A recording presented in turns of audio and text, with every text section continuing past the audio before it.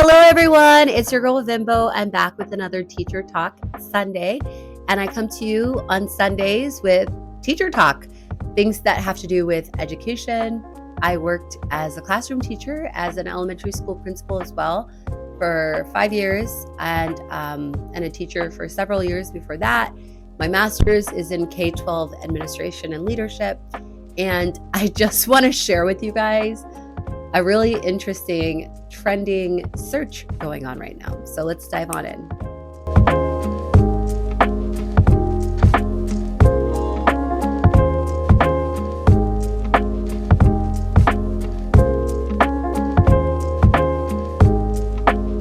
So welcome back to those of you who've been with me before. Welcome to new people, fresh faces here. I want to talk today about something that is baffling my mind and shed a little light on it as we go into this new era as a nation. So if you search on Google, or if you look at what is trending on Google searches right now, apparently within the last couple weeks, as the United States has been in an election, a lot of people are searching, what does the Department of Education do? So I want to share a little bit of my own history with education, and then share just really quickly 3 really important things that the U.S. Department of Education does, since there is a lot of misinformation going on out there. So I must caveat all of this with saying I grew up in the Midwest of the United States, going to public school my entire life. I am a firm believer in quality public school education. I recognize that in the United States, there is a lot of inequality when it comes from looking at one public school versus another, even when cities are right next to each other. So we have a long way to go. But in my own personal experience, I had a wonderful time growing up in a small town in the Midwest, surrounded by farms, a town with 2 stoplights, going to my public school that still stands there today, and I believe is an excellent education system. When I grew up and I became an educator myself, which I don't currently work in education right now, but I did for 9 years, I actually have only ever worked in private schools. And the reason I actually want to talk about the Department of Education is that the Department of Education, there's a little bit of a misconception that the Department of Education is only a positive entity for public schools, and that, as someone who's taught in private schools, I would suddenly be like, oh, everyone should put their kid in a private school and private schools are the way. No, this is false. This is false. This is false. This is false. I am a firm believer, as someone who, they say once a teacher, always a teacher, once an educator, always an educator. I believe the best school is the best school for your child. For some children, that will be a smaller setting. For some children, that will be a public school where they have the ability to be in a bunch of extracurricular activities, maybe if the public school is well funded. For some children, that will be in a private entity, maybe a school that's focused on STEM, or a charter school maybe that's focused on the arts. I can only say this from my experience of growing up in public school, and then also my experience of being an educator, that I have seen kids who probably should not have been in a private school setting who were, and I've also seen kids who should not have been in a public school setting who were. And by should not, I mean, just from my outside perspective, I think they would have done better if they were in different settings. So with all of that being said, I just want to share a few things about why the Department of Education is important.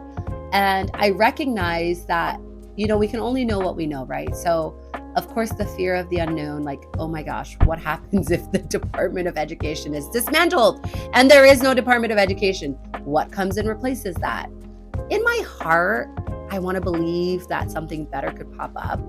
But because I know that people don't, how do I put it? Let me put it this way. I know this might be getting kind of philosophical, but go here with me, okay, guys? People only care about money. A lot of people in the world, the people with the money, they only care about making more money, even though they could never spend all of their money in their lifetime. When you're a billionaire, you literally could not spend all of your money in a lifetime, even if you spent every single second of every day, right? Like you have more money that you could spend. But even that being said, the thing that makes education and education funding complicated is that people feel like, why should I invest in schools, or why should I care about what my local public school or even the private schools or just schools in your community are doing if, like, for example, my husband David and I, we don't have kids? Why does a school matter to me? And I don't work in the education system. Why does my local school down the street matter to me? And the truth is, time after time, please Google this, please fact check me, time after time, schools that are well funded have so many more ripple effects for their local community. When you have schools that have better outcomes for students, then you have a better, more educated workforce that'll grow up and be able to help support the economy, and crime is down. Like there's so many things that are very much so correlated with making sure that children have access to a quality education. So anyway, I went down a very rabbit hole of philosophical beliefs I have about schooling. But I want to share with you why the Department of Education is so important, even as someone who has never taught in a public school. And I think this might shock you, but I think if the Department of Education is dismantled or destroyed, as some people would hope it is, I think there will be ripple effects for every single child in America, homeschooled, public schooled, charter schooled, children enrolled in private schools. All of the children in America will be impacted. And by all of the children, I mean all of America, because America and the economy and all of these things are all intertwined. And the sooner we all realize that, the sooner we realize it. Also, this is me being super petty, but why are we Googling this in November? Why could we not have Googled this like a month ago? Better late than never. But I'm glad people are getting informed now. So if you stumble across this video because you are one of these people Googling, what does the Department of Education do? I am here to share with you 3 things they do. So the first thing that the Department of Education does is they kind of set the agenda on a national scale, but there is a misconception about how education is handled. Education is actually primarily handled at the state level. So the Department of Education has a lot of different things that they do. Like when I was coming of age in the early 2000s, George Bush signed a law that was No Child Left Behind. That was an initiative by the Department of Education. There were a lot of ripple effects from that. Testing increased. America was trying to improve student outcomes. I'm not sure we did it in the best way, but they set kind of the broad agenda for the nation. So the Department of Education might say, hey, we have identified that a lot of kids can't read, so let's work on reading. Sorry, my nose is itchy, but that's real life. Let's work on reading. So we're going to do this reading initiative. They do a lot of research about education and what is effective and what is working. So it's just kind of like a big guiding entity that also provides a lot of funding across the country for educational supports. And so that is the second thing that the Department of Education does, besides like painting the vision, which is the first thing that they do. They paint the vision for where education is going in the United States. The second thing they do is, in very practical terms, the Department of Education is a funding machine for a part of our society that is already underfunded. So my fear is that if we cut the Department of Education, we cut funding for schools. So that second factor, the Department of Education gives funds to schools. Let me explain to you exactly how. Whether you teach at a private school or a public school, if you have students who qualify for what we call Title I funding, if you are a teacher watching this video, you know exactly what that is. That means that your school actually has access to more resources. I've seen cases where, because we at our private school had Title I students, we were actually able to have a Title I tutor come in and teach our students. During COVID, that turned into Title I tutoring over Zoom with our students, and they basically target students who might be at risk because of low socioeconomic status. That means they may be impoverished, they may just have a struggling financial situation with their family, but all of these things, like, please Google what it exactly means, like Title I, because I'm not really doing the definition justice. But the point is, schools across America, in California, in Indiana, I've taught in 3 different states. So, and I'm still currently licensed in a couple. But the point is, at the end of the day, there is real funding that goes to schools because of Title I. Now, you might say this isn't directly the Department of Education. Congress actually sets the budget for them. While that's true, it's dispersed through the United States Department of Education that then goes to different states. So at the end of the day, whether it's Title I funding, we had Title II funding, Title IV funding, these different fundings, these different programs target different things. So some of the money you can use as a school for health programs. You can use it for a PE program or teaching children about nutrition. So when people say funding doesn't matter or like the Department of Education doesn't matter, as someone who taught children who are struggling with reading, I think it matters. I saw students close the gap in a year because, sorry, I feel like I'm on a rant, but I'm just like, first of all, let me just have full disclosure and like step aside from my like list of things about the Department of Education and say,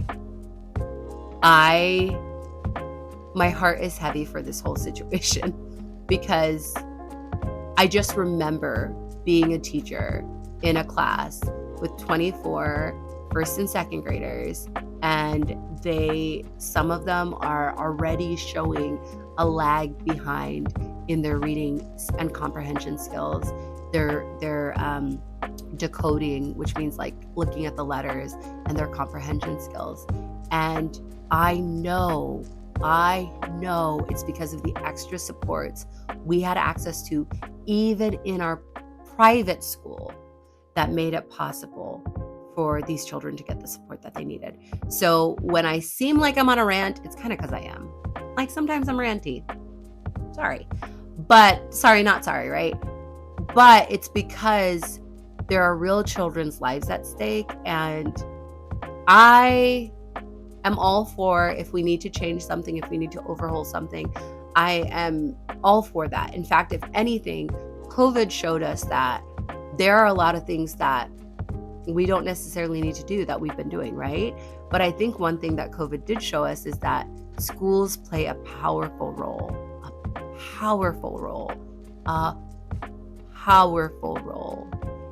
in holding our society together, in caring for our kids, in providing a safe space for them, right? For a lot of kids, truly. I mean, that's just the truth at the end of the day. And so, yes, in an ideal world, every parent and family would be a loving, safe environment for a kid. But for some kids, it's like that teacher, their homeroom teacher in 8th grade, who is their champion. But anyway, I digress. The second thing is, as I said, having a Department of Education means there is real funding that goes to real, like, schools, private, public, charter, across the country, that impacts real children with special needs, children who are just struggling to learn.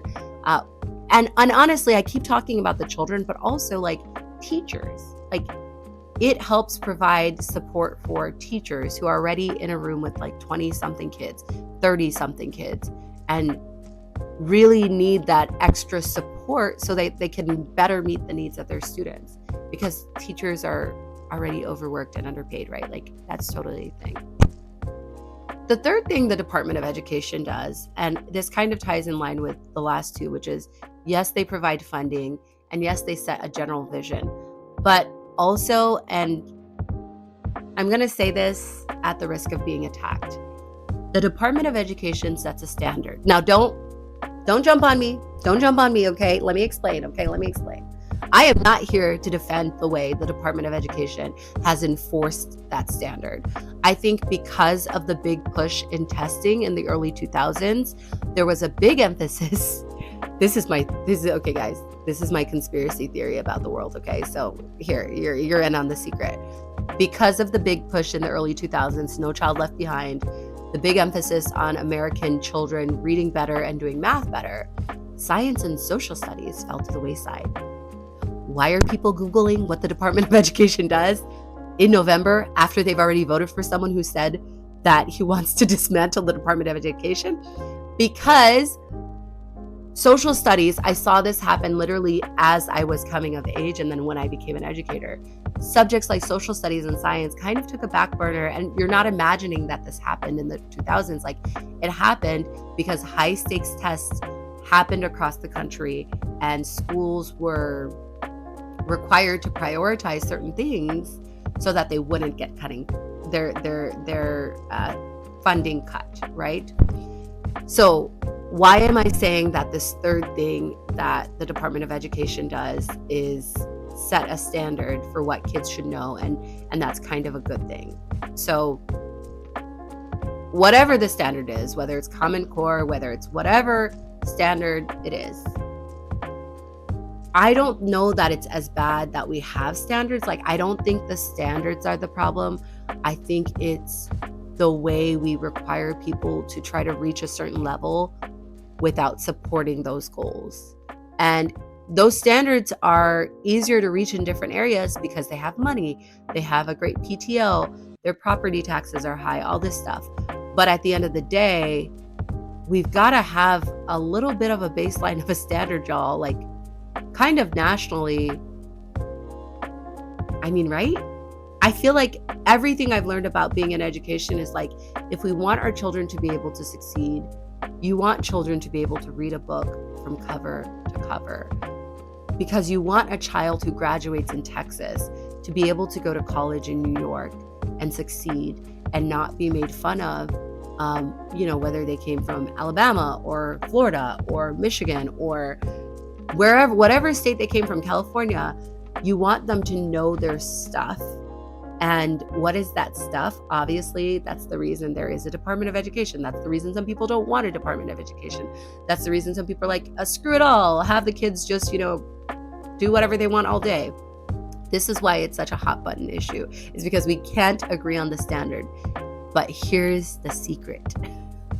Just because we can't agree doesn't mean we shouldn't try to discover what things are good for children to know. I'm just saying that as an educator. I'm saying that as someone who, being able to read has deeply enriched my life. Being educated has allowed me to not only see the world through the pages on a book, but literally be a global citizen and travel and see the world and be inspired to make a difference across the world. Now I feel like I'm Oprah and I'm saying a speech, but it's true. Education has unlocked so many doors for me. And as a, middle-class child who grew up in the Midwest, I feel like it truly is what's made the difference for who I am today. So the Department of Education, this is the moral of the story. The Department of Education is important. I'm not going to say it is the only entity that can accomplish what is happening right now. And I'm not even saying that the world is going to end if someone dismantles the Department of Education. However, I would encourage you, if you feel like leaving me a scathing comment, please don't, because I will block you. I would encourage you. Also, I always keep saying that on my videos, and I'm like, I feel like the only people watching my videos are people who I know. So hopefully, hi friends, I love you. Hopefully there's no hateration here, but even if there is, I'm just gonna, shake off the dust. All of that being said, I would encourage you, if you are a citizen of the United States, to do your research. And before you get swept away with someone's TikTok or even someone's YouTube video, go and figure out for yourself what it is you are for and what you are against. I think if there's anything that this recent election has taught us, it's that at the end of the day, local elections, our senators, our House representatives, our mayor, but also our local elections are also really equally important. And there's a lot happening in the US right now that is being impacted by people's local governments. So yeah, do your research, know your issues, know why you believe what you believe, and comment below if you know anything else positive that the Department of Education does. I would love to know what my audience knows. But that being said, this was an extremely random Teacher Talk Sunday. I'm happy to do more. teacher talk ones that are actually like tips for teachers. But I just kind of felt the need to do that since that is a trending search right now. So I hope you all have a wonderful week. I'll be back on Wednesday with the Wednesday word. In the meantime, I hope that this video sprinkled some joy in your life. And I hope that you go on to sprinkle some joy in someone else's life. Bye-bye now.